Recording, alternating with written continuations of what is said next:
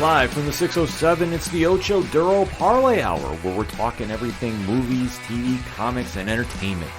Join in the conversation on social media with the hashtag ODPH, because here we go.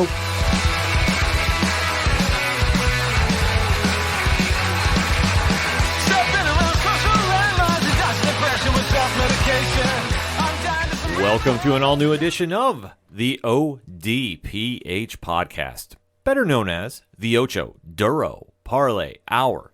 What's happening, everybody? Thank you so much for joining us this week. My name is Ken M. Joining me in studio, as always, you know him. He's the co-host. His name is Padawan J. Allow me to break the ice.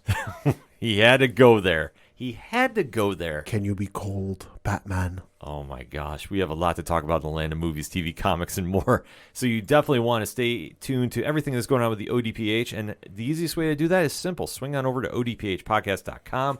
Join in the conversation on social media. All the accounts are right there on the front page, along with the TeePublic Store link, which is always a great idea if you're looking for a last-minute gift for somebody. Even though it might come after the holidays, still it's the thought that counts. A lot of cool swag up there to support the podcast.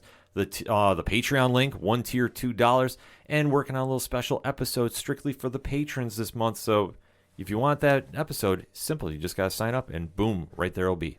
Also, the Parlay Points blog section, the classifieds, which has friends of the show, such as 3FN Podcast, the directory. Pat, how many providers are we on? 121,000. Sounds about right to me. The music section, if it's anything and everything that is the ODPH, it can be found at odphpodcast.com. And always remember on social media, use the hashtag ODPHpod. Kicking off this edition of the show, it seems like every time we get done recording, something big happens. Like literal minutes. And last week, we were breaking down the big announcement that Gal Gadot's Patty Jenkins' Wonder Woman 3 movie was no longer in production. Well, initially, that one started at the end of the episode 2 weeks ago. Right. And then we kind of went further into it because there were more. It was kind of like episode 2, of this ongoing saga was in last week's episode. So we were breaking through some of that. But then, of course, the night of, day after we finished recording, there was even more news. Yes. As we ended the show last week and it was going to production, it was announced that Henry Cavill, who we've known in the DCEU over the recent years as Superman, was no longer going to be playing the Man of Steel. Yeah, basically what we knew before this news came out last week was that Peter Safran and James Gunn, who are DC Studios co-presidents, were going to have a meeting with Warner Brothers Discovery head David Zaslav and basically lay out their plan, or I guess their Bible, whatever, of what they're going to do with the DC films going forward. It's basically like, hey, here's what we're going to do, whatever.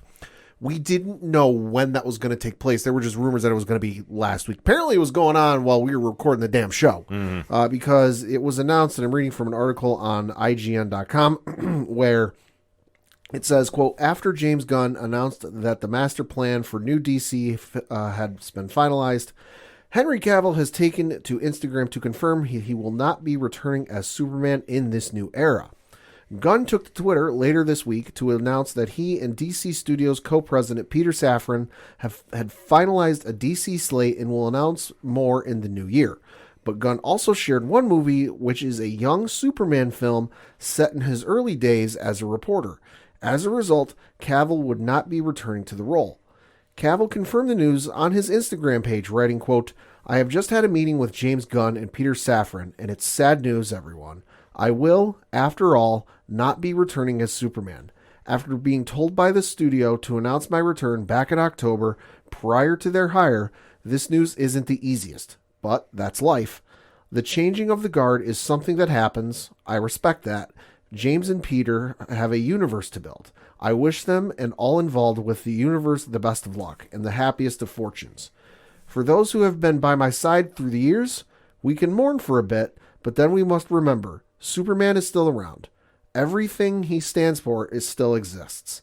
And the examples he's set for us are still there. My turn to wear the cape has passed, but what Superman stands for never will. It's been a fun ride with you all. Onwards and upwards, close quote. Instant reaction, Pat. Shocked, because I figured that shocked just because I figured that. Listen, they let him announce it back in October, and I realized at the time I didn't understand that or realize that they hadn't been brought on at that point. But I figured, given the tumultuous news and given the fact he was allowed to say, "I'm coming back," and the fact that they left that damn thing in there, because let's face it, the way movies are distributed these days digitally to the theaters, you can change, end credit scenes at the drop of a hat. Right. This isn't the old school, they're on film way where, hey, you're stuck with it. So I figured the fact that it was the bonus scene was left in the film, the fact that he was allowed to say he was coming back, and it wasn't a, hey, jinx, psych, excuse me, I figured he was safe. So shocked, a little upset just because he's been the best portrayal of Superman I've seen. And don't get me wrong, for as much as I love Smallville and Tom Welling's portrayal, and as much as I love Tyler Hoechlin's portrayal, Tom Welling pulled off a great Clark in for those years of the Superman story. And Tyler Hoechlin pulls off a great Superman. Henry Cavill is the best of both. He pulls off a fantastic Clark Kent. He pulls off a fantastic Superman. And it's just an awesome blend. And he that's why I say, no disrespect to any of the other actors who have played Superman or even voiced him over the years. But Henry Cavill has been my Superman. So upset, surprised, shocked, but ultimately once, I was able to sit down and kind of think about it, I'm like, okay, I should have seen this coming. My initial reaction was like you. I was very shocked. But if you think about the drama that has gone on with Cavill and Warner Brothers. Yeah. And we often forget about this right now because with the James Gunn, Peter Safran regime now running things, we forget that there was a time that we were not sure if Henry Cavill was coming back. And we even saw that on screen because there was the bonus scene at the end of Shazam 1 where Shazam shows up to the school with his family and sits down. It's like, oh, hey, I brought a friend with me. They didn't show Cavill's head. They just showed the body. Yes. Because at that point, his future with the company was up in the air. Right, because there was a lot of mixed feelings, I think is probably the easiest way to put it. Yeah. Between Warner Brothers and him. This is how we perceive as the public.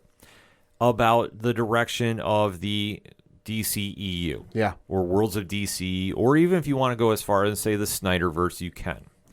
But with the lackluster response to Batman vs. Superman and Justice League, there was kind of a mixed feeling about what the direction was going to be involving Superman moving forward, and especially Henry Cavill, because he even posted on an Instagram post a very weird, at least cryptic, foretelling that he was not going to be returning as Superman. Right. And it was all considered pretty much null and void that he was coming back. Then you had the Snyderverse reborn, so to speak, with the Zack Snyder Justice League Director's Cut, the 4-hour epic. Right. Come back and reignite that fan base. And it was a much better movie than we saw in the theaters. I think everybody is in universal agreement for the most part about it. Yeah, I would say to what degree they love the movie, kind of varies based on the person. But yeah, I would agree that most people would say it's better than what was in theaters. Oh, absolutely. I think it definitely stood on its own, if not just for the bonus scenes at the end. I think that was what solidified it, even to the point of what Superman did when he ran into Apocalypse and company. Yeah. I digress. Whenever he goes to Darkseid, I should say. But he's on Apocalypse. You know what I'm trying to say. Yeah, we know what you mean. Yeah, because you know what? That scene of just him sending the message there and setting up for the big future had fans excited. Yeah. And whatever you feel about the Snyderverse is whatever you feel about the Snyderverse. But Henry Cavill had always won fans over. Man of Steel is a very polarizing movie, but not because of his portrayal. Right. It's really polarizing because of one scene, in my opinion. Yeah. Whether you agree with it or you don't, it is what it is. And that is when he kills Zod. Yep. So the future was kind of up in the air about it because it wasn't exactly a colossal Marvel-esque blockbuster, which unfortunately that is the benchmark that DC was comparing itself to. Yeah, that's what they were going for. Well, I mean, it's not a bad benchmark to reach for. No. But it's also something they did not plan out for like Marvel did. No. The one thing that fans often forget is Marvel has planned for a shared universe since day one. Well, I think they were planning for it. I just think they weren't sure it was going to work. You know, it's all. I think they were ambitious, and they're like, maybe we could do this, but we got to see if this works first. And then they kind of went along the way, and they're like, okay, you know, Iron Man worked. Let's do another one. You know, they had the Incredible Hulk movie, which mixed results. Mm-hmm. You know, then they did Thor. You know, again, success with that. And I think at that point they realized, okay, you know what, this is working. Why don't we try this? Yeah. Well, they've had a broad idea to do it. I mean, that's the one thing, because they didn't have all the character rights. Right. Obviously, due to some past business dealings, and which is a whole different podcast to go into for that. How you like a 6-hour episode? Yeah. Well, don't give our fans that idea. We might actually do that someday. In pieces, not all at once. No, please no. Yeah. But it's one of those situations where Spider-Man wasn't there, X-Men are not there. Yep. At the time, Fantastic Four and Daredevil weren't there. Hulk was kind of there. Hulk and Namor are just kind of in this weird universe on its own with legality.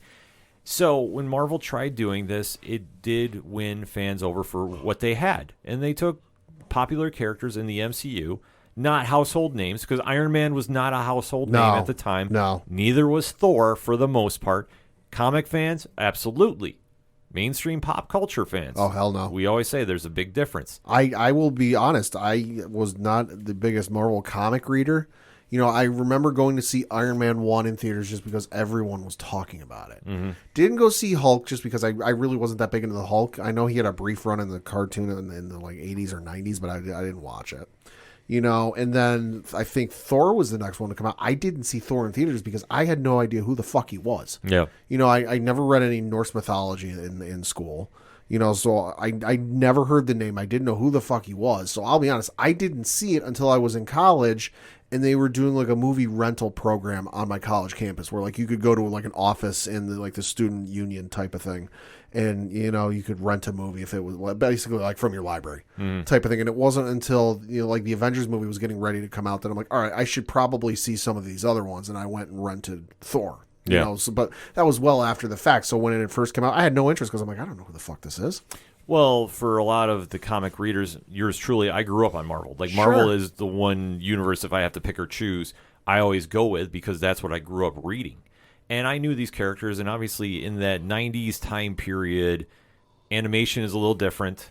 Yeah. And it's not exactly, you know, winning people over, so to speak, as much as it does today. So when you saw these characters finally come to the screen, this was a big moment. And this started winning more people over. So where DC had stayed away from doing a shared universe, they always just kept into doing Superman films by Superman alone. Batman, Batman's only done Batman. Like, there hasn't been that shared universe like Marvel was doing. However, when you're seeing those box office results, that's starting to plant the seed in there. Right. So when DC tried doing this with Man of Steel and then going into Batman versus Superman, it did not connect as well because by the time you got to the big moment, which was Justice League, you only established a couple characters, not so much the entire team, a la Marvel, who had everybody established with the exception of Hawkeye by the time they got there. So when that movie came out, Justice League did not do so well. Who are you going to blame about that? Well, I mean, there's a lot of different factors going in. Joss Whedon taking over for the terrible tragedy going on with Zack Snyder. It wasn't the same vision. And we've talked about this in reference to Star Wars. When J.J. Abrams and Rian Johnson took, you know, two different versions. They swapped, it didn't connect as well. The same thing happens because Zack Snyder had a vision going on, and Henry Cavill played a big part into that and what was going on. It just didn't translate when Joss Whedon took over and took the film into a very different direction. Well, and see, I think the problems even start further back than that. I think the problems start with Batman v Superman, and not for the obvious ones. I think you think back to the initial Man of Steel film, and just as a world-building film, it's a great start in terms of Superman, one of the most popular characters in DC Comics history. 1A, 1B with Batman. You can make that argument all day. But it wasn't crazy. It kind of kept it self-contained. to the Superman mythos. There were some Easter eggs and there were some hints to a larger world. You know, there's the scene where he gets launched into space fighting Zod and the satellite's Wayne tech. Mm-hmm. You know, so there were little tidbits and Easter eggs of like, okay, clearly they're trying to build something, but it didn't go crazy. It didn't beat you over the head with, hey, here's a shot in the background of Gotham. Here's a reference to Batman running around Gotham. Here's a reference to the Flash running around Central City. But then you go to Batman v Superman, you know, Dawn of Justice, and it's throwing the kitchen sink at you. Yeah. Where we're introducing Batman. Now we're introducing Wonder Woman. Now we're introducing the Flash. Now we're introducing Cyborg. Admittedly, some of them weren't in the movie for terribly long, but like, hey, we're introducing all these people in one movie. Yeah. It was just too much sensory overload, yeah. to put it mildly. So thus, when you have that going on, you don't have that pop culture audience won over. So you're not going to have that success. Mm-hmm. It just doesn't work that way in Hollywood. Comics are a different deal, but in Hollywood, you need to win over the pop culture audience. Well, and the other thing, too, is, listen, for as deep and intricate and weaving as these stories can be, the KISS method is integral. And if you don't know what the KISS method is, it's keep it simple, stupid. Yep. If you haven't read the Harry Potter books, read the Harry Potter books. You know, pick up any one of them. Hell, 5. The 5th book, Order of the Phoenix. It's the longest one in the series. I realize there's some storylines in that movies, and hell, I'll even say 3 because there are some storylines left out of the 3rd book that I would have loved to have seen on screen, but I understand why they didn't because it, you know, especially Order of the Phoenix, it's like 700, almost 800 pages. I want to say, yeah, it's something absurd. If they would have translated every single storyline into that movie would have been 5 hours. Oh yeah, you know, and people, crazy. And people who are just casual fans who are just there to see the movies, they don't want to see all this stuff. They just want to get the basic plot points. They'd have checked out and left, or and told some folks, "Hey, don't go see this. It's a 5-hour movie. Why bother seeing this?" Yeah, you know. So the same can be said, you know, for these comic book movies. Like, listen, you got to keep it simple. You have to keep it simple, and unfortunately, it didn't happen for DC. And where a lot of the blame went to was Cavill. Unfortunately, right? Because along with Ben Affleck and Zack Snyder, they were the ones that were most involved with the initial run of the DCEU. Yeah, and especially the press. Yeah, so once that starts all getting mixed in, there's going to be some, I don't want to say resentment, right? But there's going to be some hesitation. Yeah. To do another Man of Steel movie and then really push Henry Cavill. Right. So thus, when he was away, the fans were very adamant that they still want to see a Superman film. DC had different ideas because obviously when you're seeing what Marvel's doing and after every property they had come out for the most part be a monster success, right? They're saying, okay, we want to get back on track. We want to do this. How can we make this happen? And it just really didn't kind of mesh into a proper idea of what to do. So with Superman being stuck in limbo, they switched to different alternatives. They started going with Shazam and Aquaman and releasing films based off characters that the DC fans knew and took a shot with and really made it a complete shift from what we saw from the Snyderverse. Right. And they were very good films. I know a lot of people are really mixed feelings about Shazam. I thought it was great. I loved it. Sure. I did too. Because the thing is, it's lighthearted. It's supposed to be. Yeah. Same thing with Aquaman because Jason Momoa's performance is not so dark and brooding. Right. Not to say that Aquaman really is, but he's one of those characters that, unless he's written very well, he does not connect with an audience. Yeah. He's not as noble and charismatic as Namor. Right. He's always kind of a relative joke right. in certain degrees, unless you read some really good Aquaman comics, and there are very good Aquaman comics out there. I want to just point that out.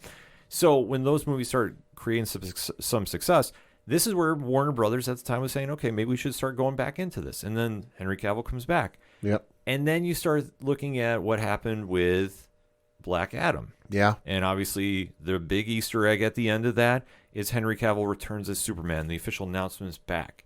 And then James Gunn and company take over and then announce that he's not going to be there anymore. It's kind of a polarizing thing to see, and it's heartbreaking for fans. But this is not a bad situation, I don't think. No, and just getting back to the Man of Steel thing, I was looking up some numbers. You know, it was surprising to me at the time, you know, but clearly you could tell something was going on behind the scenes with issues. Because whenever a movie comes out, if they're going to make a sequel, it at least has to make its budget back for them to even start considering it. Because if it was a bomb, why are we going to bother doing this again if we lost money on it? Absolutely. And what helps is if it then exceeds its budget. Now, according to BoxOfficeMojo.com, the estimated budget for Man of Steel, which came out in 2013, God, that long ago, was $225,000 was the estimated budget. Or $225 million. I was going to say, wait a second. Yeah, low budget film. No, it's $225 million. The worldwide total gross for this movie was $668,045,518. So it more than made its money back. So the fact that now I realize that they had plans for Dawn of Justice and then Justice League, but the fact that we went 9 years, since the initial one came out. And they've only now just said, hey, yeah, we know we brought you back for a cameo and you got reportedly a $250,000 fee for the cameo appearance, in Black Adam. Hey, now we're going to let you go. It clearly something was going on behind the scenes. Well, clearly it was, and I think that they were trying to figure out, okay, what's the direction going to be? Obviously, Warner Brothers getting bought by Discovery and now being WBD is kind of a weird thing. See, it's even struggling for me to say. It's a weird time to be in that film business, so to speak, because you really were seeing a lot of shifting and moving parts going on. Henry Cavill returning was a big moment, and obviously there's a lot of excitement. We heard about Man of Steel 2 was finally going to come. We heard that there was rumors that Brainiac was going to be the villain for it, right? Which would have been fantastic. And then James Gunn and Peter Safran took over, and you know what? They decided that they have a different vision. And if Henry Cavill didn't fit in for that vision, that's perfectly fine. Right. Because if you're not going to follow suit with what happened with the Snyderverse and what was already the original foundation, you have to hit reset. You do. You can't sit there and go, okay, we're not going to pay attention to the past, but we're still going to have the same actors. Right. Like, how would that connect to the pop culture audience? That would be confusing. Oh, it would. Comic fans would get it. Sure. Sure, we've seen recastings. Terrence Howard and Don Cheadle. Oh, yeah. So War Machine there. Yep. We have seen that. But to do this with a franchise character such as Superman, arguably the greatest superhero of all time, you can't say, you know what, those movies happened? Yeah, sure, but we're going to have him in a totally different scenario, do something totally different, and you're going to have to like it. They tried this.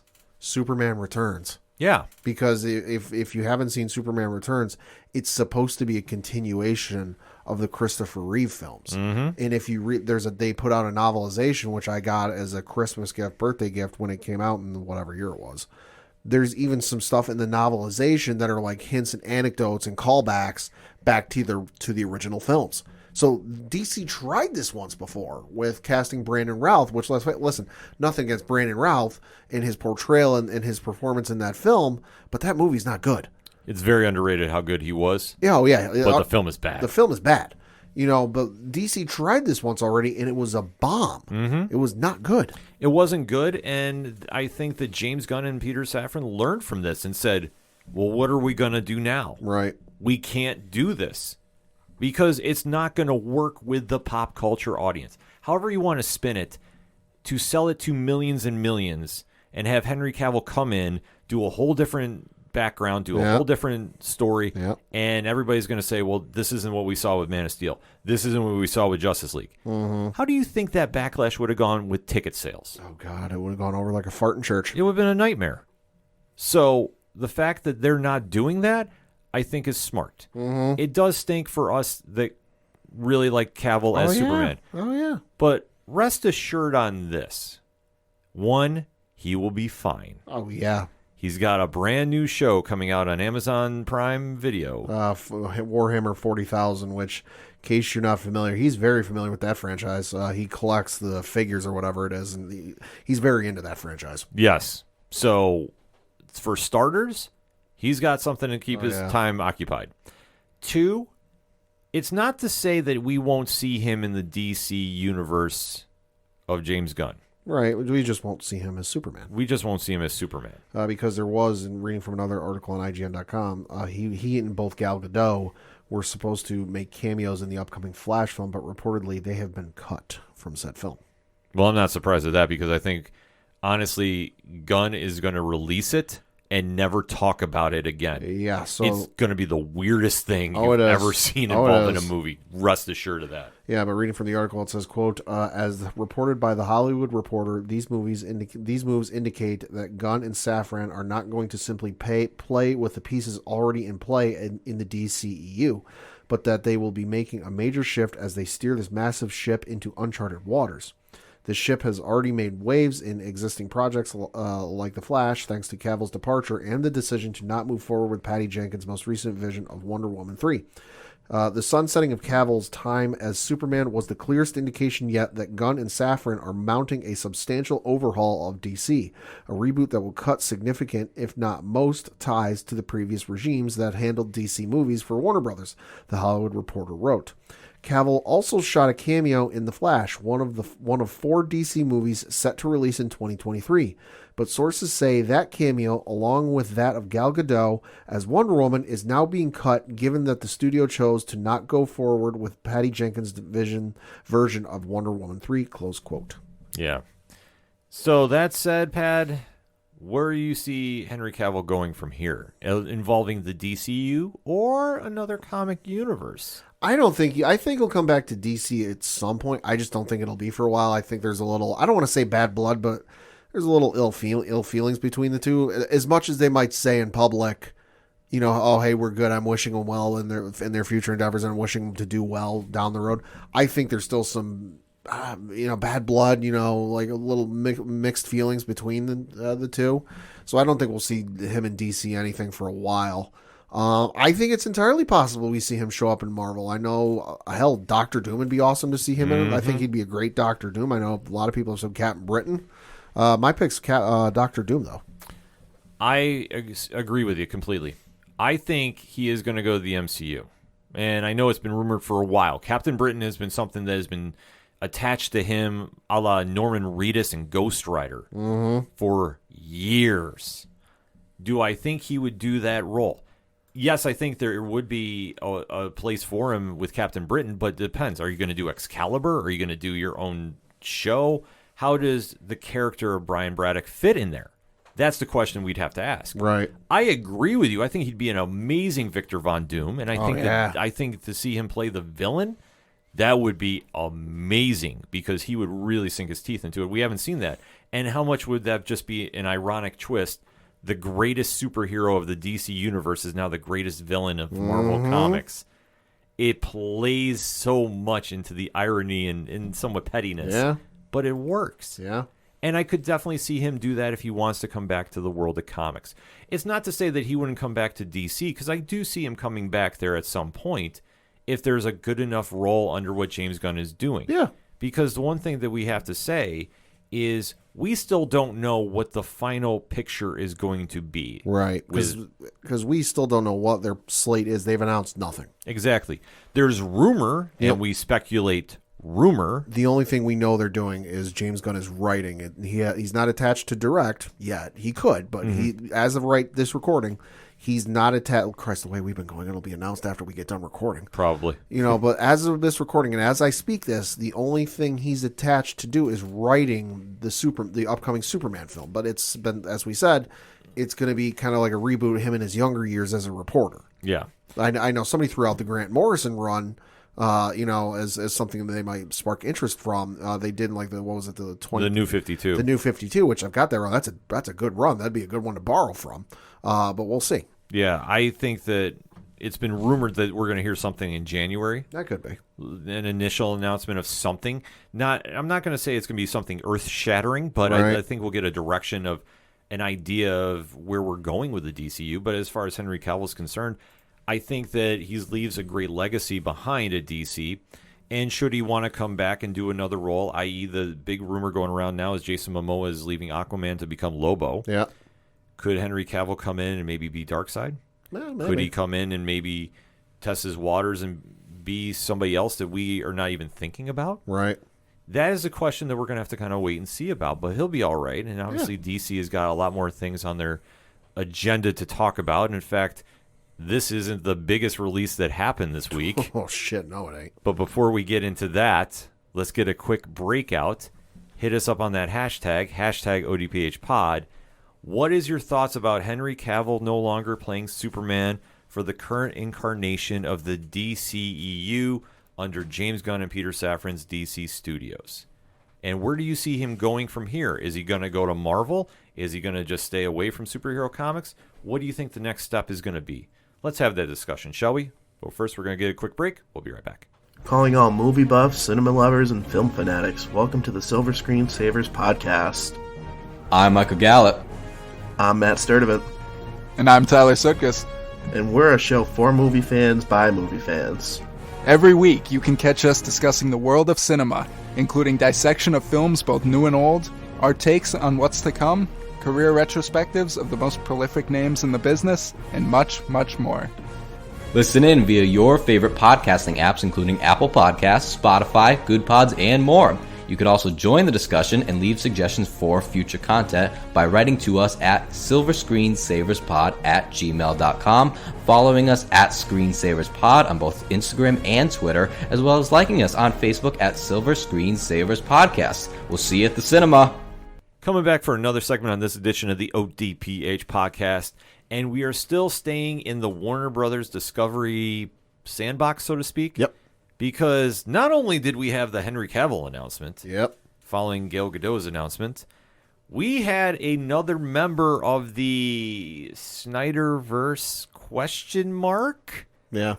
also announced that they are now leaving the current incarnation of DC Studios. Well, they didn't exactly say that outright, but you can certainly connect the dots and draw that conclusion. Break it down for us, Pat. So this is the one, the only Dwayne "The Rock" Johnson, who, while we were recording the sports edition, ironically, posted this to his Twitter account, his Instagram account, his Facebook account. Basically, if he's his tout, if he's on social media, he posted it to those various things. This came to us at 4:59 p.m. on December 20th of 2022.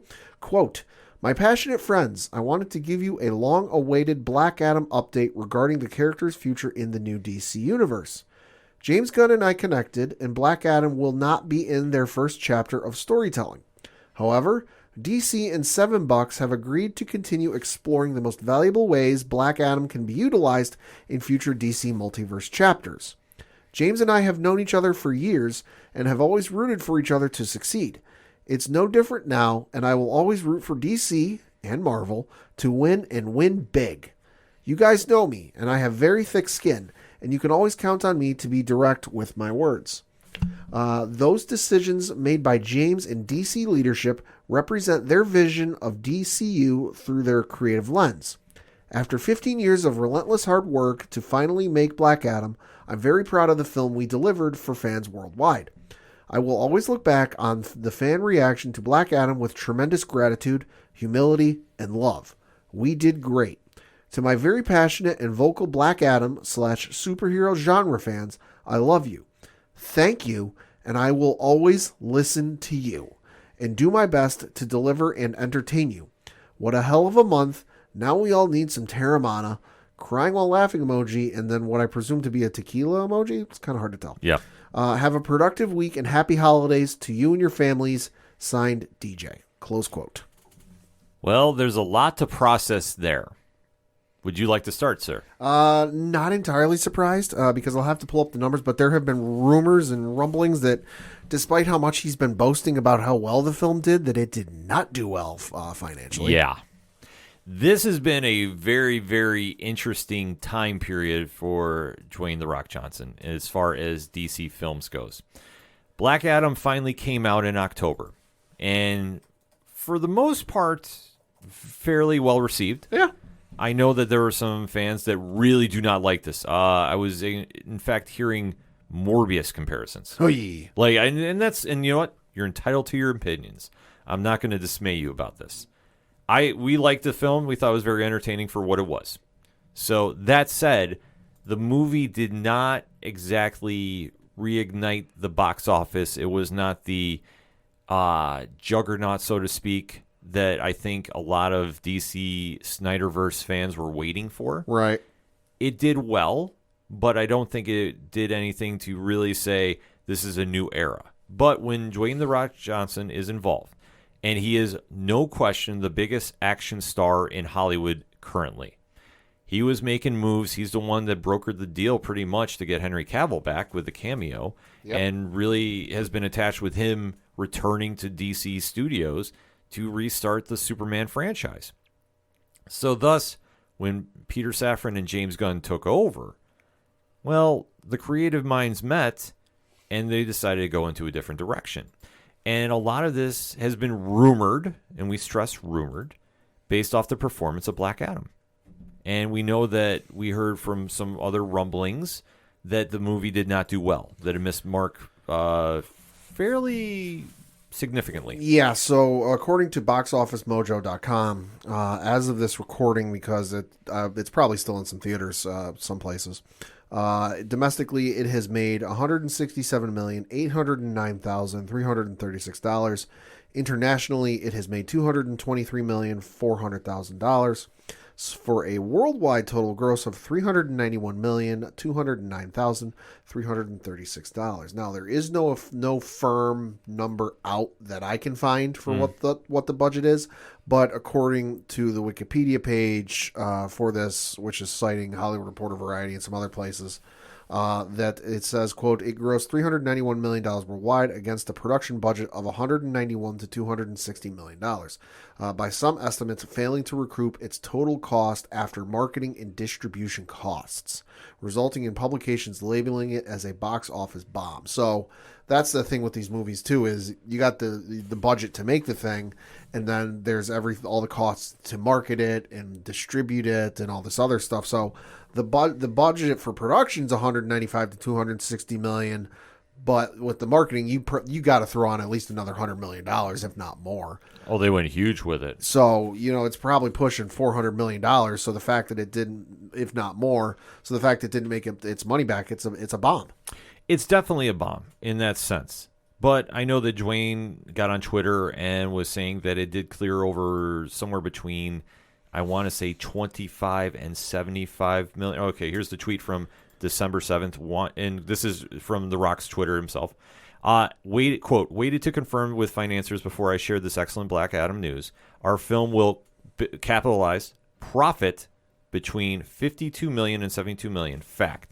At almost 400 million worldwide, we are building our new franchise step by step. First, Captain America did 370 million for the future of DC. End quote. And that is attached. That's right on his Twitter. I'm showing Pad right now. Oh, yeah, I see it. I kind of doubt his statement there. Yeah, and I know there's a Deadline.com article attached to it as well. Right. But I think at the end of the day, James Gunn and Peter Safran are wanting to hit the reset on a lot of projects. Yeah. And rightfully so. Yeah. And if this is one that it depends on how you look at the numbers. Yeah. And much like we say on our other show, 607 TWS, numbers really don't matter in that aspect to us as fans. Right. It matters to the studios, though. Yes, it matters to the studios and those that are backing movies. Yep. We are not that. We are just fans. Yeah, because the studios ultimately want to turn a profit. They want to invest their money. It's like if you invest in the stock market. Mm-hmm. You want to invest your money in companies and what have you that will make you money. You don't want to throw your money at some company that's going under and you're just going to lose your money. You want to get your money back and then some. Yeah. The same can be said with movie studios. You want to invest your millions of dollars into something that will make the money back and then some. Mm-hmm. And if your movie didn't at least make its money back, you're not going to get considered for a sequel, no matter who is attached at the start of it. Exactly. And I think in this situation, there's too many question marks. Yeah. To say who's right or wrong as far as public opinion goes. Yeah. And this is going to make a hell of a book someday. Oh yeah, this is going to make a great novel. Somebody's going to make a hell of a tell-all. Yes.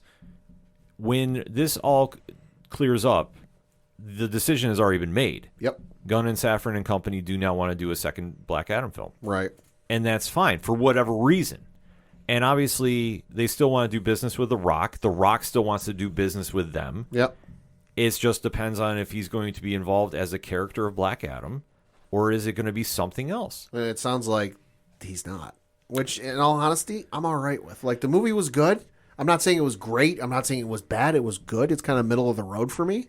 I'm glad I saw it. But if it turns out I never see that incarnation again, I'm not upset about it. Like I'm not pissed. I'm not mad. I'm not bummed. I'm kind of just like, okay, it was a thing. I saw it, you know. I never saw it again. Okay, I'm fine with that. The question of if we're going to see Black Adam back on screen is very tricky, because if you're not familiar with the comics, he is Shazam's arch enemy. Yep. He is not an anti-hero like he was portrayed to be, for the most part.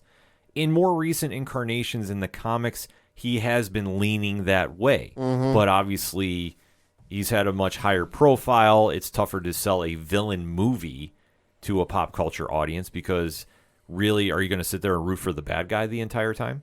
And they did make his story in the movie very conflicted, that you understand his methods and why he's going to the extremes he does, because he wants to free the people of Kahndaq from the tyranny that was going on. So you understand that. Just the methods he does it in, people don't always agree with. Right. We have the same argument with Frank Castle quite often in the Marvel Universe. Yeah. But for what this movie did, it got people talking, and this was a passion project for The Rock that he's wanted to do for 15 years. Oh, yeah. So he's been attached to this quite some time.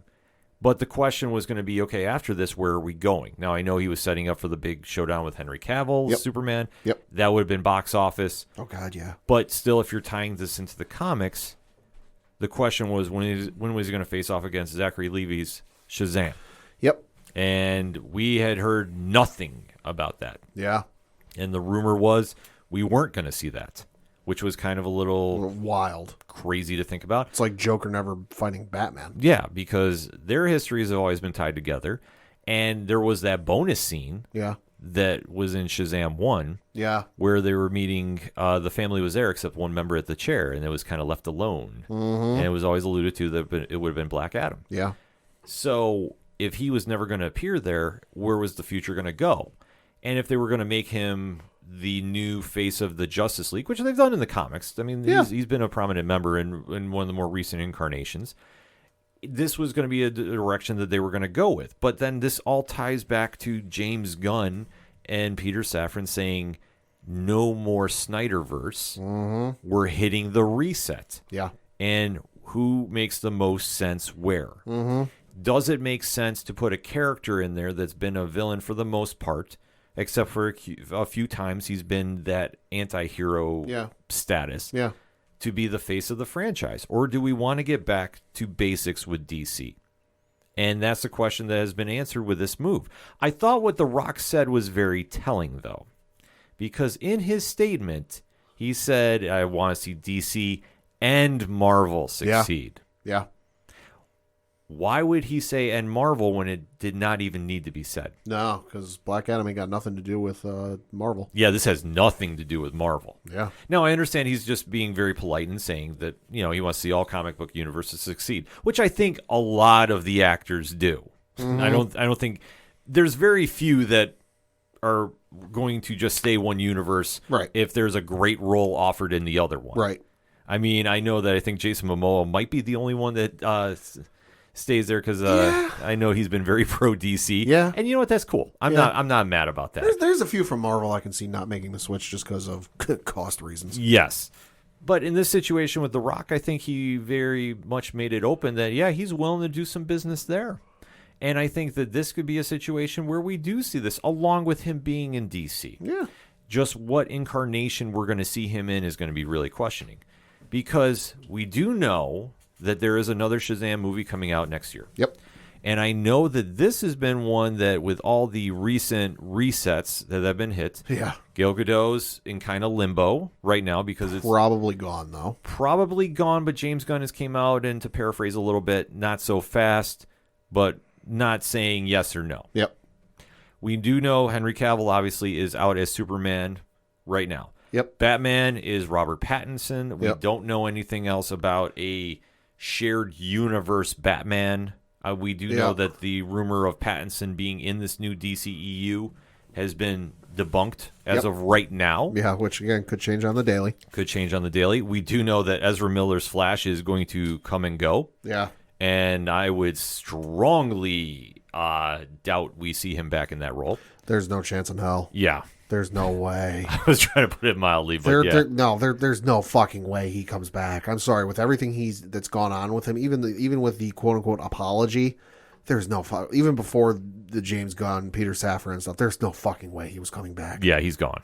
I agree with you too. I'll tell you this: you had a better shot at Grant Gustin starring in the Flash sequel than Ezra Miller returning. I would love that. Oh, I would too. I'm just saying that you had a better chance of Grant Gustin taking over the role. Yeah, but that said, that eliminates most of the Justice League. Ray Fisher as Cyborg.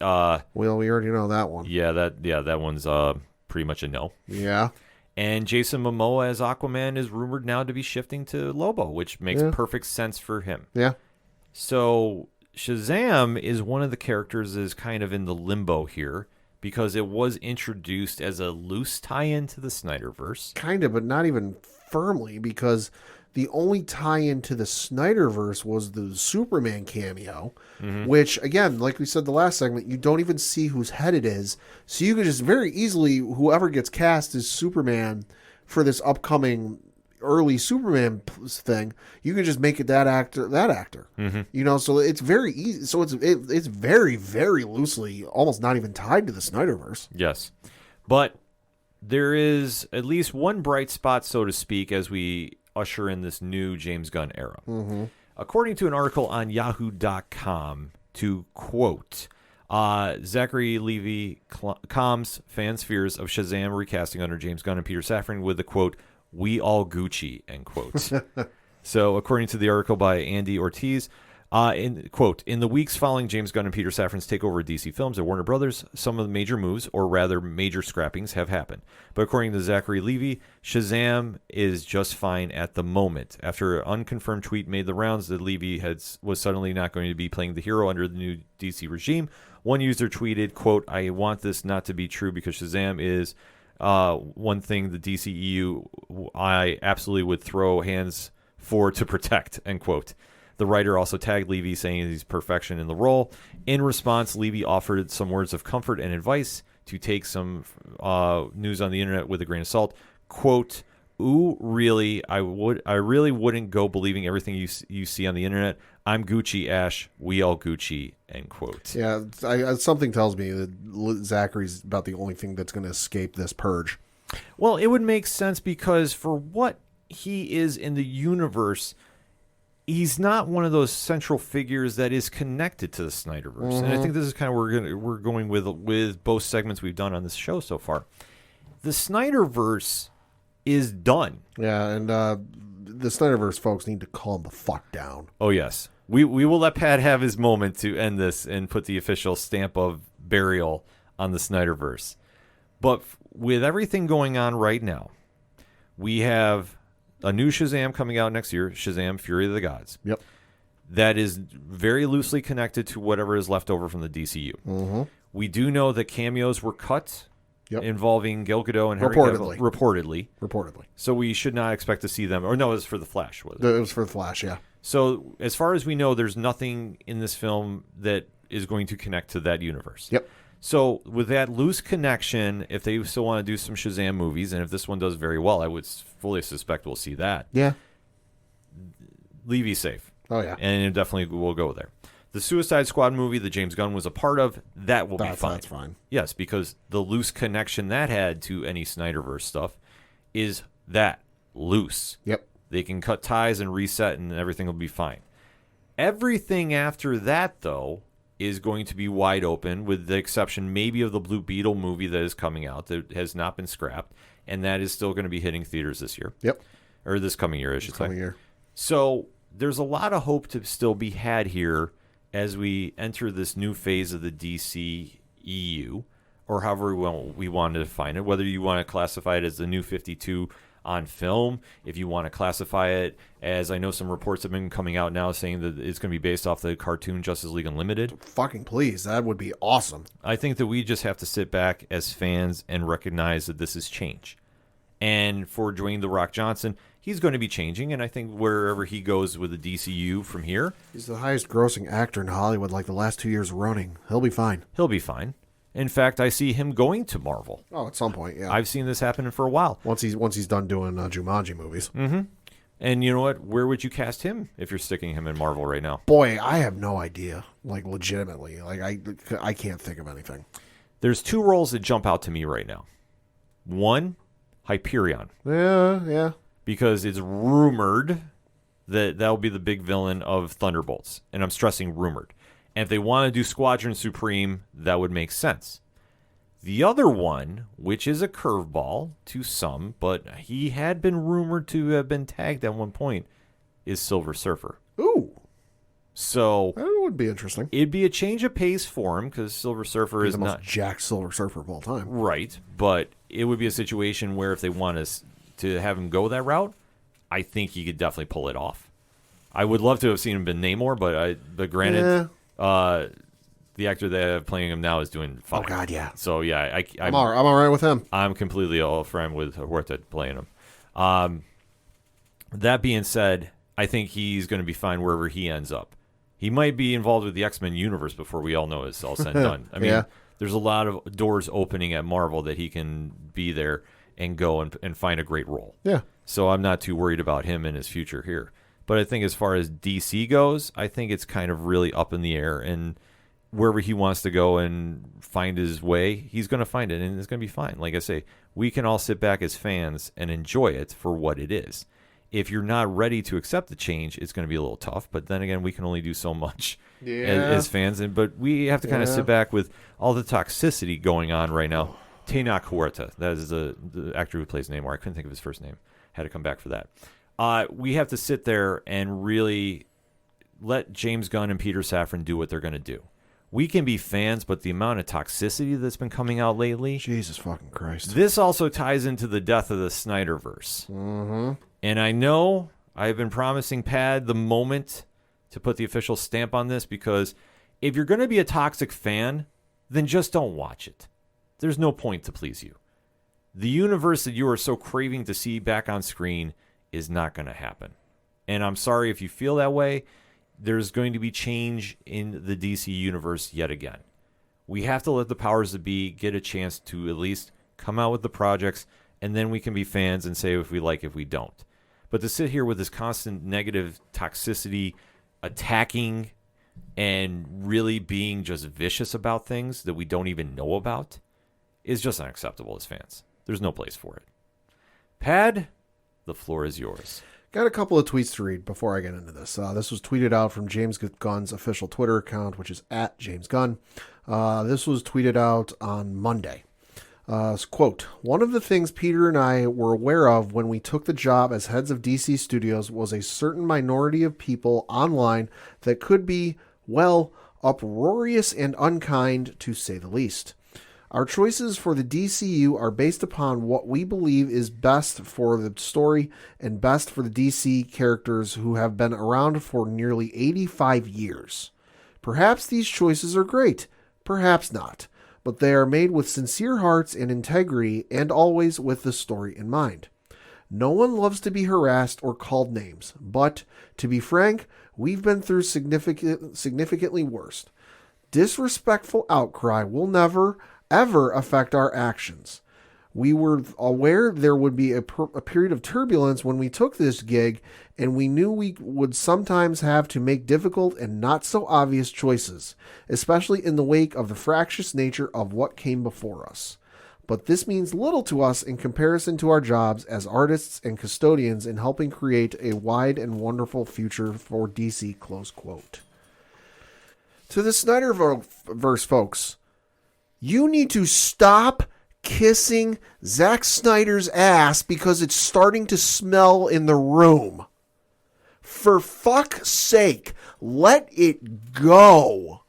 I never thought I'd meet somebody more toxic than Star Wars Twitter or the internet wrestling community. The internet wrestling community got a person killed.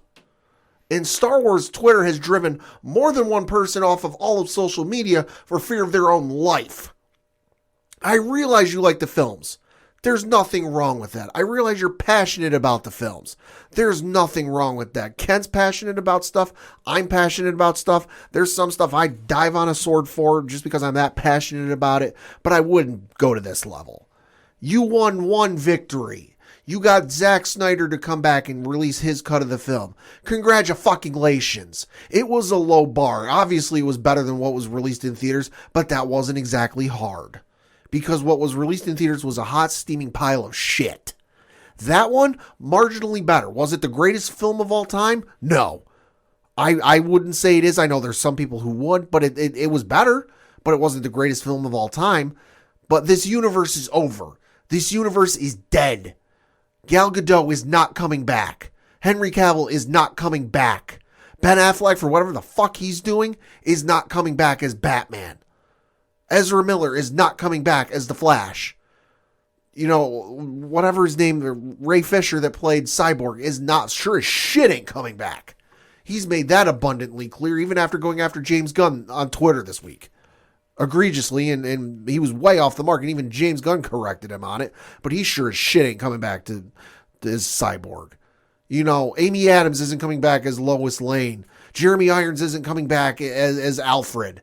You know, as much as I would fucking love to see it, J.K. Simmons isn't coming back as Commissioner Gordon. It's over. It's done with. Let it go. You had your time in the sun. You had your time for fun, but it's time for a reset and it's time for something new. Look at the box office numbers. The box office numbers clearly tell nobody gives a shit about these movies anymore. They did well at the start and they've gone down ever since. And it's to the point where folks like myself, if you continue the Snyderverse movies, I'm done with DC. And I say this with Superman being my number one superhero of all time. I'm done with the Snyderverse. I'm done with the bullshit. I'm done with your toxicity. And I realize this doesn't apply to everybody, but God damn it applies to a good number of you. I'm done with the Snyderverse. It's over. If I ever choose to rewatch any of the movies, I'm starting with Man of Steel and I'm stopping there. I might give Shazam a rewatch because Shazam's a fucking awesome movie. But it's got such a loose tie to the Snyderverse, it's basically not even in it. I'm done with the Snyderverse.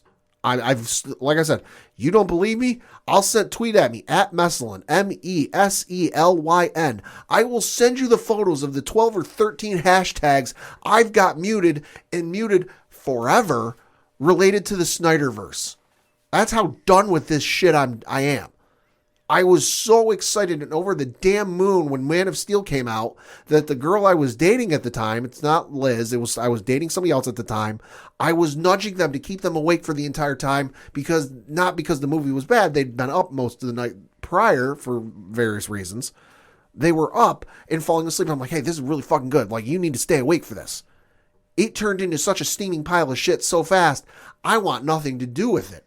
I'll be honest, I own the original Suicide Squad from David Ayer. I've watched it twice.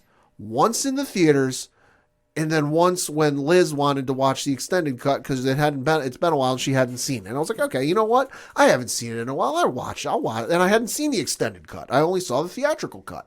You know, extended cut, a little bit better than the theatrical cut. It wasn't leaps and bounds better. It was okay.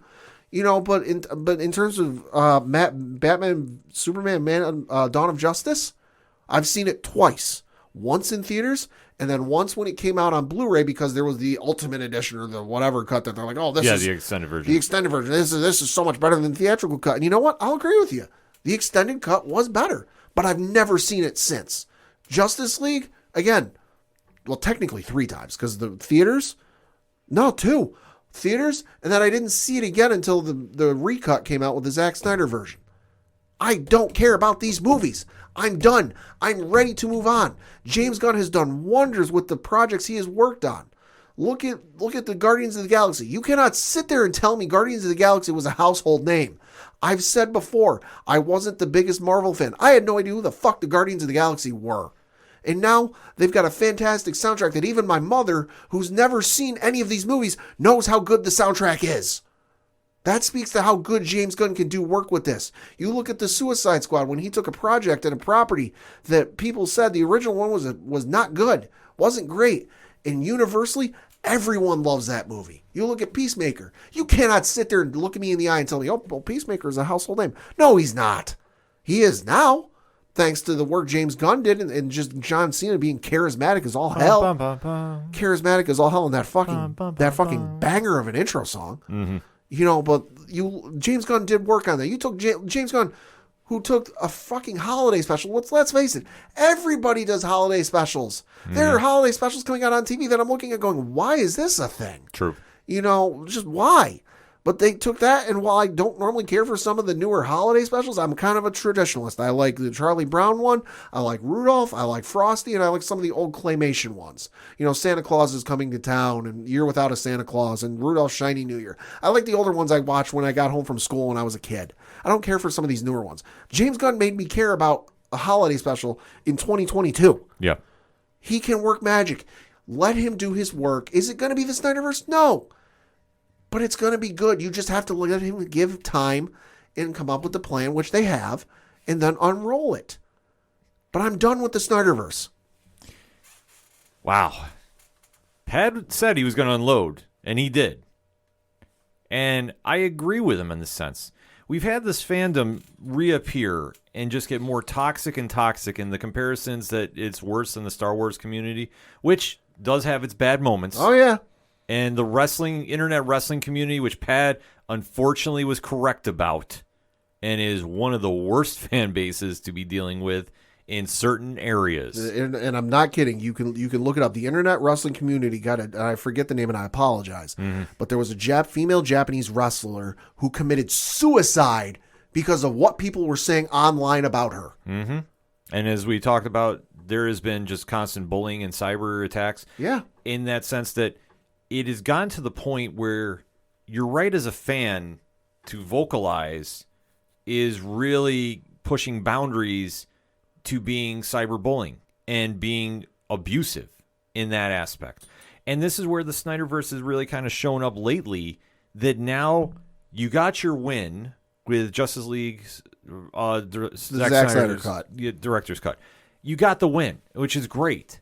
And did the fans want to see it? Yeah, and we even said, too, like, if there was enough interest, sure, they might have. But this is a new regime by the people that own the properties for the theatrical releases. And let's look back at some of those movies. What was the main issue that we heard reportedly with a lot of those movies? It was the studio getting involved. Mm-hmm. And the studio, and what was the one thing we've said for the 5+ years we've been on this show that DC needed to do to at least compete with Marvel in terms of being great? Get it so the studio gets their fucking hands out of the property. Yep. And I realize they own it, and I realize they have the rights to it. But they need to stop getting their grubby little paws in the fucking potato salad and messing with the recipe. With James Gunn and Peter Safran being there, they're the Kevin Feige of the DC universe. Mm-hmm. Now all of a sudden there's a middleman in between the directors and the actors and the producers and the studio heads. And the studio heads clearly trust who's running DC with Peter Safran and James Gunn. Otherwise, they wouldn't have nominated them. Yeah. And it's smart business to do. And I think that even as shaky as the business is over there with WBD, they're smart enough to hit the reset button now and let James Gunn, who has got ambition to fix things and wants to really do something that is going to right the ship, they're allowing him to do this. And if it means hitting the reset, so be it. Yeah. We as fans do like certain actors in certain roles. But if you're going to hit the reset, it's going to be for a new vision that's going to happen. But for the toxic comments that have been coming out and just attacking, not criticizing, attacking, there is a difference. That shit can go away. And that's just not needed, because we as fans can be excited about projects. We can sit there and just let the powers that be do. Sure, we can be disappointed, but we can also handle it in a tasteful way. But to sit there and constantly be attacking, and James Gunn, to his credit, has been very open discussing things. Oh, yeah. More than he should. Yeah, there have been accounts online that like to claim, just as an example, oh, James Gunn hates Henry Cavill. And somebody tagged James Gunn, hey, want to respond to this? And James Gunn did. And he said, yeah, it's not true. Yeah. He doesn't have to answer fans, but he's been doing a lot to answer fans, which I applaud him for, because, he's got a lot more patience than I do. And if you talk to a lot of people in the podcast community, you can find out about how good my patience is. He is finding ways to navigate this water and really trying to quiet a fan base. And no matter what, followers, I guess, of the Snyderverse are still out there that refuse to give up on the dream, you have to sit back and realize it's over. It's done. You had a good run. Yeah. Enjoy it for what it was. If you want to just sit home and watch your movies constantly on repeat, sure. Would I have loved to see some more of the Zack Snyder vision after the Justice League extended cut? Sure. In certain aspects, yeah. But you know what? Am I losing sleep about it? No. Am I getting up in the morning and going, what can I say to James Gunn to make his day bad and go after fans that are excited about the ideas he has coming out? Like, he put it out there, like, what characters do you want to see? Trying to get a temp in the room for the fan base. Because not everyone wants to see this. Not everyone wants to see Bruce Wayne's parents die for the fucking 15th time. Right. Sorry, I don't. I don't want to see, as much as I love Superman movies, I don't need to see the Superman origin story for the 18th time. Yeah. I just don't. We know it at this point. Exactly. And he's smart enough to figure this out, because you want to say he's learned from Marvel? Sure. He was in that upper echelon at one point. And obviously with his own situation, he's out, but at least he's finishing things out. He's on good terms with Kevin Feige. And you know what? He's going to take what he's witnessed firsthand with Feige and bring that over to DC. And that's not a bad thing. Because at the end of the day, what we want as fans is we want movies that really reflect the characters that we go out every single week and pick up an issue for. And we want the ones that we see on the small screen really jump up to the big screen, whether it's animated or not. We want to see this vision come to life and be truthful to the characters we know. Yeah. If it's a good film, we will show up for it and we will praise it and we will be there day one. If it's a bad film, we call it right down the middle and say, you know what, this wasn't my thing. We've said this about Morbius and Eternals at nauseum levels. But you know what? We're being honest as fans, because when a film is good, like Spider-Man No Way Home, we talk about it all the time. We know DC can do great work. Look at the stories they've done over the years. And hell, look at their animated stuff. Yeah. Just not even just from like, oh, it looks great. The animation's fantastic and the acting quality. Just from a storytelling perspective. How great some of those fucking movies are. Tell you what, give you a recommendation to watch this week if you're busy and you're not busy, you don't have anything going on. Look up Batman, Superman, Public Enemies. Yeah. And just sit there and tell me that's not a great fucking story. Not even just where I'm like, oh, the action's awesome and the voice acting's great and the animation looks, just a story. Just pay attention to the story of how great that is. That all of a sudden, I'll give you a little plot teaser for the movie in case you haven't seen it. Superman and Batman are framed for an attempted assassination on the president, which in this story it's Lex Luthor. And then all of a sudden they have I forget what the dollar amount is. They have a multi-million-dollar bounty put on their head. And all of a sudden it's every superhero, and literally every superhero in the DC universe is after them. And every villain is after them because shit, they're not going to say no to that money. Mm-hmm. And tell me how that's not a good movie. We know DC can do great stories. Look at the comics. They wouldn't be around 85 plus years later if they couldn't tell good stories. Facts. They wouldn't be around if they didn't tell great stories in the animated stuff. And I'm talking television, and I'm talking movies, and they wouldn't be around if they couldn't tell great stories with some of their video games. Obviously, all the gameplay and other stuff is a whole other ball of wax, but in terms of the stories, they tell great stories. You let them do what they need to do, they can tell good stories. And I think they're on the cusp of doing that. We just need to give them time. Absolutely. We as fans just need to be patient and let this all play out. Trust the process, as we say in the sports world quite often. RELAX. Yes. But to keep that negative energy up, listen, you haven't even seen what happened yet. Fucking go touch some grass, for the love of God. Exactly. And if you are being negative, you know somebody's watching those receipts. Because if you get out there and you try flipping, screaming, oh my God, this is the greatest thing ever, you're going to get called out like that. And we realize this doesn't apply to everybody in the Snyderverse fandom. And I'm not trying to paint a broad brushstroke and say, oh, this applies to everybody. Yeah. It doesn't.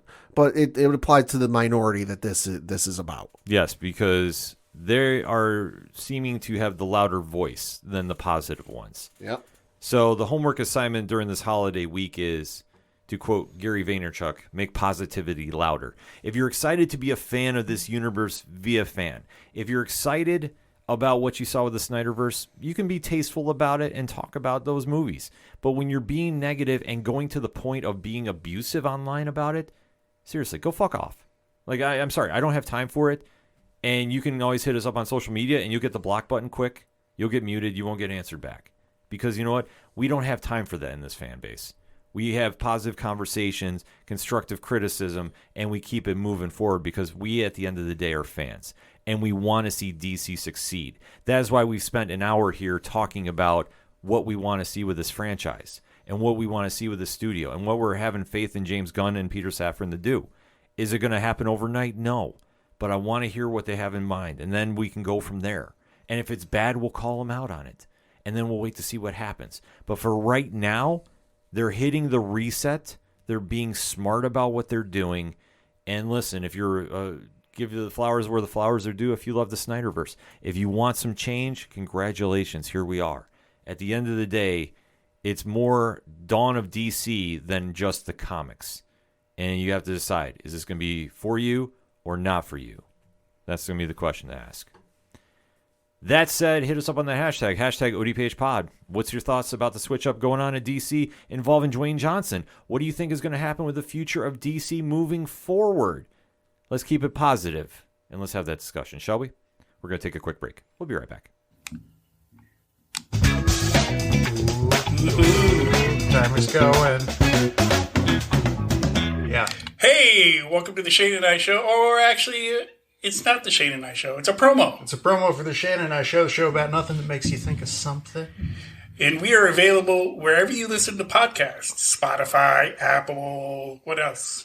Pods. Yeah, but we got like 5. We got like 5 seconds to fit it. Well, we're going to go a little over. 1. So, hey. Listen to the show. Yeah, you messed it up. You fucked it up. Coming back for the final segment on this edition of the ODPH podcast. Pad, what you got? Got one thing to talk about, and one thing that shook the entire internet, no matter where you were or how much of a fan you were, because I don't think anybody saw this coming. It was announced last week as we record that Ash Ketchum is no longer going to be the main character on the Pokemon anime. This was announced by the folks over at Pokemon, and I'm reading from an article on comicbook.com. It says, quote, Pokemon Journeys did what many believed to be impossible, seeing Ash Ketchum and Pikachu become the victors of the Masters 8 tournament, with the former gaining the title of Pokemon World Champion as a result. While many believe that the anime series will continue with Ash in the lead role to explore his status as the top of the food chain, many predictions were dashed when it was revealed that Ketchum and his trusty Pikachu were retiring. Luckily, fans will have time to say goodbye via a new special and several new episodes. The official announcement for the upcoming episode dropping later this week reads as such from Pokemon's website.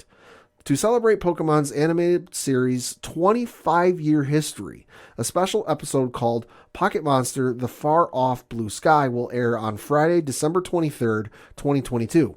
We've called upon staff from the original 1997 series to give us Ash and Pikachu's ordinary special day in a special episode that's perfect for the last broadcast of the year, close quote. The production staff also confirmed some of the creators that helmed this project, including director, and I'm going to butcher these names, so I apologize, Kinyoko Yuyama, screenplay writer Shuji Yonimura, character designers Sairi Ishiki and Shuei Yusada, as well as a musician Shinji Miyazaki.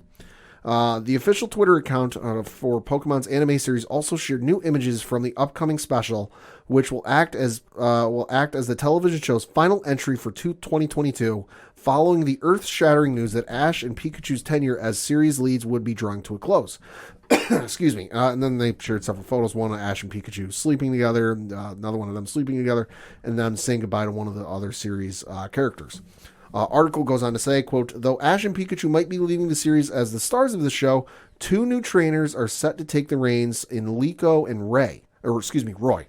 While few details have been revealed about these new trainers so far, a popular theory is that the female trainer Liko might just be the daughter of Ash in the future, sporting a hair clip that looks quite familiar to the logo that Ash Ketchum wears on his hat. Close quote. So definitely earth-shattering news. And honestly, like, you can hear me getting choked up a little bit just because I grew up on this. Like, I was at that perfect age when Pokemon hit in 1997 with red and blue version coming to the States. Yeah. And then, you had the anime hit. And the anime was, honest to God, must-watch. It was like the first must-watch TV I had. Like, I had to see every episode. just because you wanted to see what happened. And it was always to be continued. And they're over 1,500 episodes now, and it was honestly one of those things that, like, for as much as anime changes and characters change and what have you, Naruto ended, and eventually went to Boruto, his son. Dragon Ball's changed over the years. You got One Piece that's going for like 1,000 years or whatever it is, and they're ending. But for as much as these animes change and the characters change, Pokemon was the one consistent. Mm-hmm. For as much as the animation style changed, you always had and his friends. It was Brock and Misty at the start, and it's changed over the years. They've come and gone. It was always Ash and Pikachu for literally 25 years. So the fact that it's ending is honestly kind of sad. Yeah. The fact that it's not, you're going to get to that final episode and it's not going to be to be continued. It's going to be the end. Yeah. It's fucking wild. It's crazy to think about. Like I say, I've known about this fandom for a while. Yeah. And like, I have never gotten as deep as you have about it. And like, I know Tom Craven from Off the Cuff Gaming. Yeah. He's big into it as well. And like, when this news hit, I was getting DMs from a lot of people, and they're like, can you believe this? And it's shocking to think about. And it's just one of those things, like, when you connect with some character like that, and especially like for your childhood, and you come to that realization, like, it's over. It's a really mind-blowing thing to deal with. But I mean, like, I've had this in other fandoms too, and like, I can understand it, and to think that you're going to take Ash out of the equation, right? And where that's going to lead to things moving forward. I mean, it's absolutely insane. But, I mean, it's one thing to give them a proper ending, too. Mm-hmm. Like, you always hate, not that it was going to ever get canceled, per se, but you always hate, like, to have that cliffhanger ending. Like, They don't have the chance to say goodbye to the fans. And I know that they've been very gracious. I know the voice actor who voices Ash came out with a great TikTok and, really give a nice send-off to the fans. Yeah, so her name is Sarah Nato-Cheney. She is the current actress who voices Ash Ketchum. And when asked what Ash would say to the fans with his leaving the show, quote, "Be the best like no one ever was, and do it with love. Don't be cutthroat. Don't step on people to get what you want, but know what your goals are and do them to the best of your ability. Do them with passion, and do them while also loving the people around you and being kind," close quote. Yeah. So this will be a definite change in the guard, and it's crazy, Pat. And knowing how many fans have came out and just the outpour about this. Like I say, you can really tell when a fandom really loves a character. Yeah. When you hear like, this is it, and this big change. Fucking 25 years, man. I was in the 4th grade. Yeah. In 1997, when this started. I mean, it's a story of never giving up, just because pulled up an article from ScreenRant.com, which was dated on July 5th of last year. So it mentions the series that was going on, which he won. He won that series, but he had his first tournament, I guess you could say. He finished the top 15. He went into the Silver Conference, which was another one later on. Finished in the top 8. He was in the Evergrande Conference, top 8. The Lily of the Valley Conference, top 4. The Venturous Conference, top 8. The Luminos Conference, the runner-up. Mm-hmm. The Orange League, which was a small one, which was, I think, the second one he got into. He won that one, but it wasn't anything big. It was kind of the small thing they just did in between series. And he had the Manalo Conference where he was the champion, which was like the first time he won an actual like huge conference tournament. Yeah. So it's just his ultimate story of like, he never won, could never get, like the Paint Man, could never get over the hump. Could never win summit the mountain, get that big one. And then he finally did. It's that ultimate underdog story of like never giving up. Yeah. No, that's why it always connects with fans. And like I say, to see the fandom outpour for this too, I mean, this is truly a monumental event. So, you definitely, if you're a fan of that franchise, this is hitting you pretty hard. Yeah. So definitely be something to check out when this finally drops. Switching over to mine before I go into a big week at the comic shop. I know I say that all the time, but man, this is such a great time to be a comic fan. Yeah. I can't stress this enough. And during this holiday season, please go out to your LCS, your local comic shops. Go get gift certificates if you don't have any idea what to go get somebody. Go pick up some comics, and if you have a pull list, make sure to pick up your issues. I can't stress that enough. I know I sound like a broken record, but you don't understand how much that means at holiday time. But before I get into the picks for the week, we got a press release from Image Comics. Shout out to Image. Okay. And this one, I know, got a certain fan base buzzing. I know the reaction has been absolutely mind-blowing, and rightfully so, because when I read this, I went, holy shit. This is huge. Okay. And this is coming from the Massiveverse, the home of Radiant Black, Rogue Sun, The Dead Lucky, Inferno Girl Red, which is coming out in January. And a whole big 2023 is on the way. We got the press release from Image Comics, and I am reading, quote, superstar writers Kyle Higgins, Brian Buccellato, and rising star Geraldo Borges bring fans a quote-unquote true crime-style superhero drama with the upcoming No One. This all-new 10-issue comics book maxi series will join Radiant Black, Rogue Sun, Radiant Red, The Dead Lucky, Radiant Pink, Inferno Girl Red, and Cowl in the expanding shared massive verse of Image Comics in 2023. This new comic will feature some unique twists. Its story will be expanded upon with an original monthly companion podcast titled Who is No One, which stars Rachel Lee Cook. You know her from the movie She's All That. Oh, okay. A friend of the fandom, if you will, Patton Oswalt, Yeah, I know that guy. as Pittsburgh Ledger reporters Julia Page and Teddy Barstow, respectively. Higgins' Black Market Narrative will produce the audio series with Higgins in the director's chair. Esteemed sound supervisor Matthew E. Taylor to supervise, Cowl co-creator and Black Market Narrative editor Alex Siegel to sound edit, Emmy Award-winning composer Christopher Carter to score the audio series, and there will be mixing by Dolby Atmos for spatial audio on supporting platforms. Oh, okay. So this is a big deal, and one thing, and I screamed this aloud too, and a little spoiler, this is what we're going to be talking about on the Patreon this week. This is something that the Black Market Narrative team does better than anybody right now. Right. I really feel that they push the creative narrative out there more than anybody. And you take a look at this past year, I know they did the QR code, which had the animated short Right. for Radiant Black. I know that with Rogue Sun, they did a Choose Your Own Adventure book. This collective is doing so many cool things.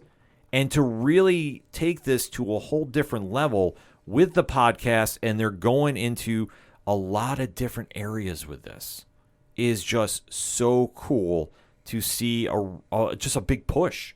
Because, like I say, this isn't just going to be a comic.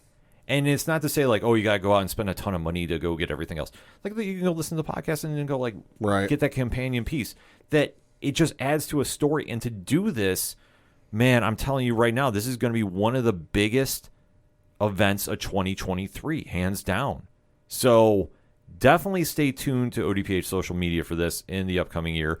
And I'm going to be telling you, we're going to be sharing this all over the place because I just think this is like one of the coolest things I have came across in quite some time in comics.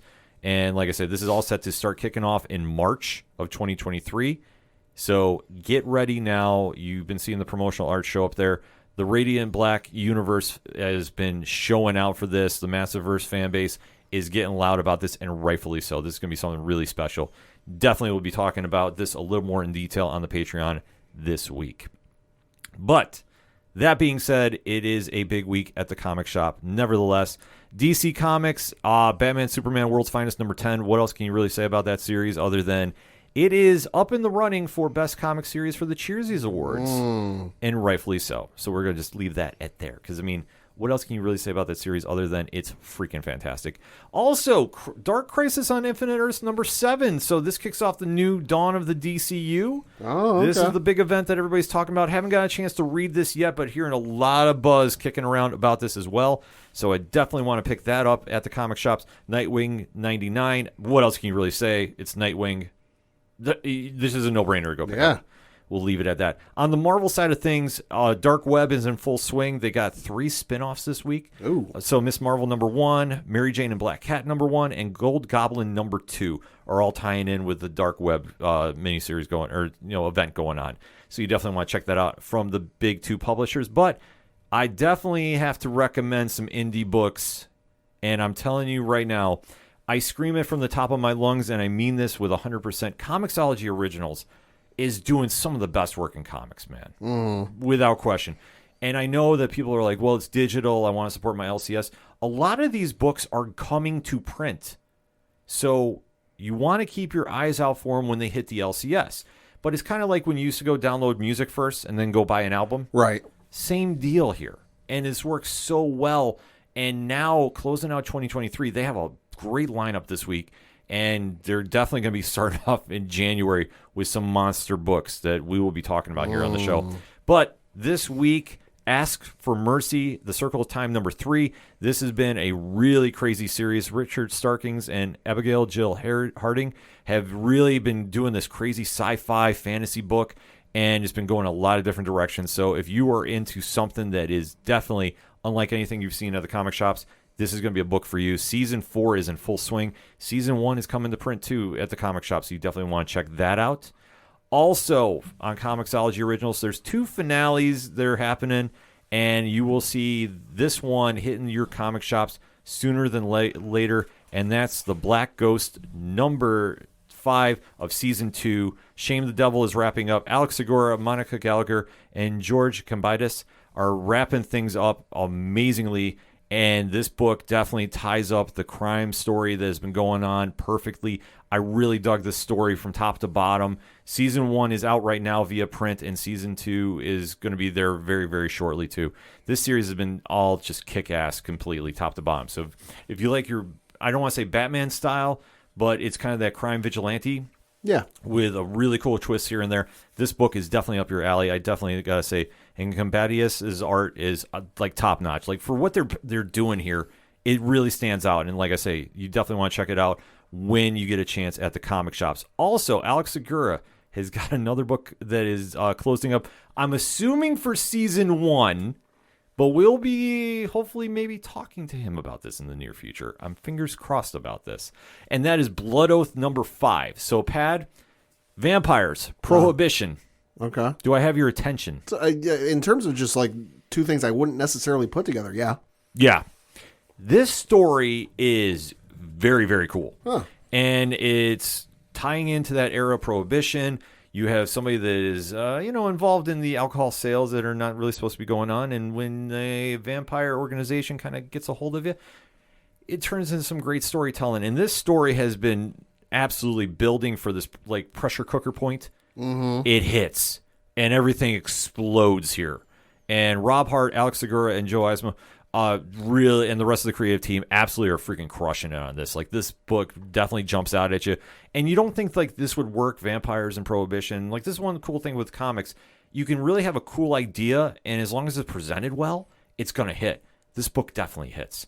It's one that caught my attention, and I was like, how is this all going to play out? This ending definitely, I could see it rolling into a TV show. Right. I really could. Like, it's that good. They definitely hit all the marks on it, and it's something you definitely don't want to pass up. Over at Boom Studios, they got a big week going on. Right. Mighty Morphin Power Rangers 103, Melissa Flores, Simona Di Gianna Felice. Since they took over from Ryan Parrott, this creative team has just been firing on all cylinders. They are doing some of the best work in comics, and this issue definitely lives up to it. If you're into the Power Rangers lore, you do have like a deeper appreciation for this, because where Melissa Flores is digging into, this is really like hitting the real deep cuts of the lore. Mm-hmm. I was talking with Tom from Off the Cuff Gaming. You know, he's a big Power Rangers guy. He was marking out, like, when he was reading his copy. He was like, dude, you are like, did you read this? I'm like, yeah, I read this. Absolutely crushing it. And just the saga going on, reintroducing Rita Repulsa, and the story about how she is back and badder than ever. Pat, I'm just going to show you some quick artwork here. Oh, very nice. Yes. Like, this is just a small tip of the iceberg that is going on in this book. Nice. And like I say, Melissa Flores obviously is crushing it on every project she's been writing this year. Definitely bringing a whole new energy to the book. And Gianna Felice's artwork, top notch. Like, can't stress this enough. Like, this is just such a perfect combination of writing and story. Like, you need to check this in. And like I always stress, if you're not into the Power Rangers, like, for whatever reason, you don't really need to be like involved with the TV show that much and the fandom. You can just read this as a straight up superhero book, and this hits on all cylinders. Also at Boom Studios, one of the best books, period. And I can't stress enough, the work that they do each and every time an issue comes out blows me away every time, and that is Something is Killing the Children, number 27. James Tinian, Werther Dell'Orta, Miguel Muerto, and World Design. And, Pat, I know you're not into horror books. No. This will not be for you. Okay. But I will say this. I'm going to show you the cover because it's a Dan Mora cover. Ooh, okay. And I lost my mind when I saw it like this because I'm a big Dan Mora mark. I don't lie about this. Yep. The story, though, continues the absolutely wild scenario going on with Erica Slaughter fighting for her life and trying to fight the monster that is haunting a town in New Mexico, with Cutter closing in on her, and the twist ending to this absolutely blows me away. But, Pat, I'm just going to show you the cover. I know you, like I said, it's not really a horror one, but look at how dope this is. That is a nice cover. This is a badass. Nice. This is a badass cover. Oh my god! So if you can find this version, go do it. Nothing against the regular cover. Regular cover is dope, but Dan Mora might be the best artist in comics. I've said it millions of times, and I'm definitely saying he's absolutely crushing it. Also from Boom Studios, Berserker number 11. Now, this is the Keanu Reeves Kickstarter book. Right. So him, Matt Kent, Ron Garney, Bill Crabtree. So they're doing the penultimate issue here. Right. And this book, like I say, it's very complex. It's a lot of violence. It's a lot of action. It's a lot of crazy things, as I'm showing Pad going on right now. Lord. So this, wow, this gets very intense as they're going into the finale, which is going to be next issue because it's only going 12 issues. But this is a project that you're going to watch because I know there's a lot of media spinoffs going to be happening from this. So if you want to get into the story, this is a perfect time to really catch up now. But they are setting up for one hell of a finale, and I have no idea what the hell is going to go down, but it's going to be absolutely crazy. So you definitely want to make sure you check that out. And last, but certainly not least, I opened with Massive Verse. I'm closing with Massive Verse. Rogue Sun number 9. Ryan Parrott and guest artist Marco Renna, who we know from the Power Rangers days, coming back and doing a little fill-in duty for Abel this month. And this book, man, everything they do at the Massive Verse is hitting on all cylinders. And I can't stress that enough. I know I say that often, but this whole energy that is coming from this universe is kicking so much ass. And this is one book that they're setting up a new Rogue that is made a very big impact early, and I like seeing how our young hero in training, who's not exactly the nicest person in the world too, right? Like I gotta say, you want to root for him, but he does some things that he kind of comes off like a bully at times. Right, yeah. But you understand, if you knew the background he went through, I completely get it now. And I'm like, you know what? I can get down with Dylan Siegel. I think he's going to make something big happen here.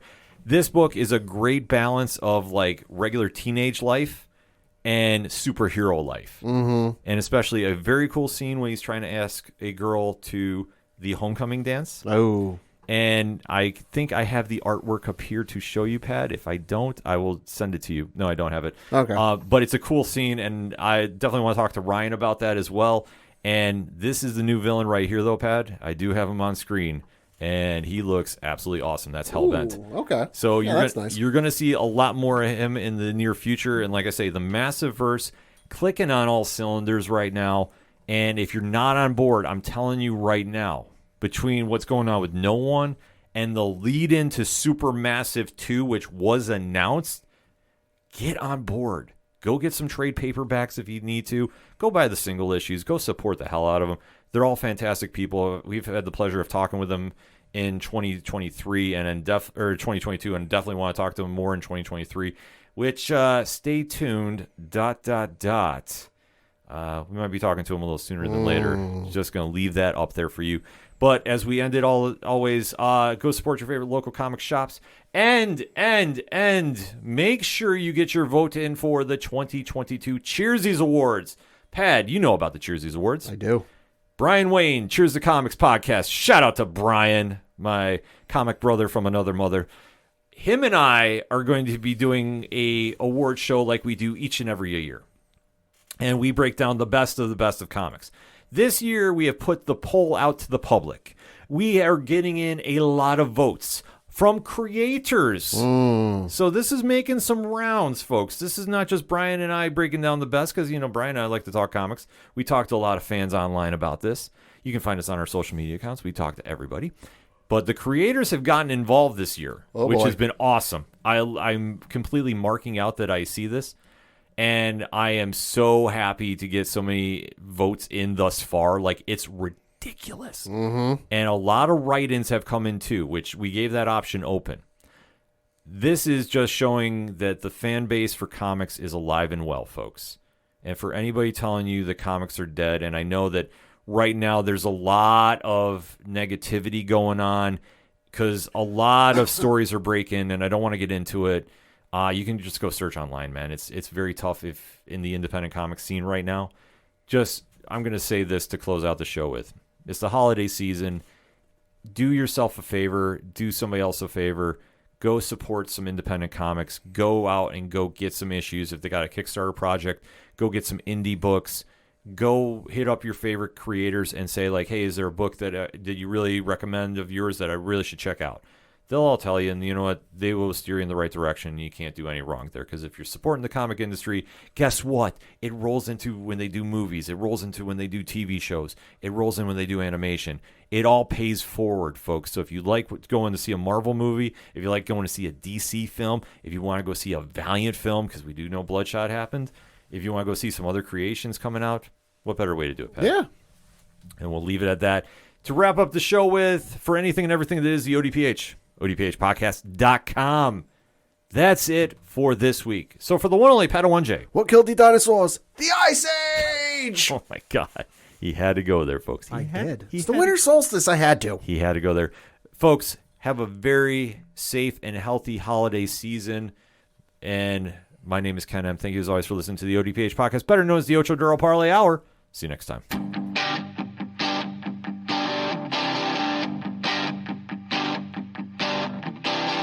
This is Tom from Tom Joe Lou, This is Matt from Sideroom Sounds. and you're listening to ODPH Podcast. Wanna go where no one